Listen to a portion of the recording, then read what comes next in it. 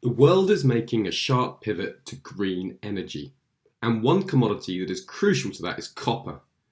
The role of copper is very important for green energy because it's relatively easy to shape and it's a great conductor of electricity.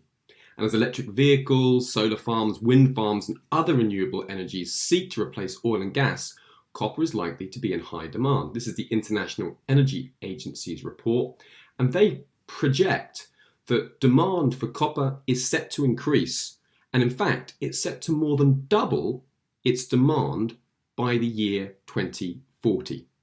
And you can check out the fascinating report in the link in the text on the role of the different minerals, including copper, in the transition to clean energy. So will this rise in demands just give copper a natural bullish bias? Could this be a great demand time to buy copper? You can see copper's been sort of flirting between its 100 and 200 exponential moving average. Concerns over slowing growth has just caused copper to fall recently. However, if you just look at the seasonals, we're just coming into a very strong period for copper. If you look over the last 52 years, between November the 23rd and March the 3rd, copper has gained on average 5.71%. And is gained 34 times in those 52 years. So this could be a great time to potentially enter the copper market.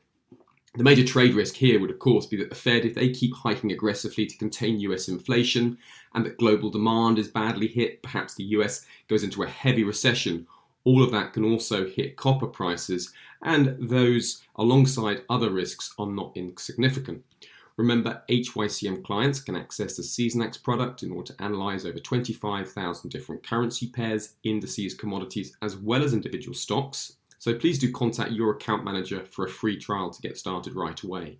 Certain products and services mentioned herein may or may not be available to all clients, depending on which HYCM Capital Markets Group entity their trading account adheres to.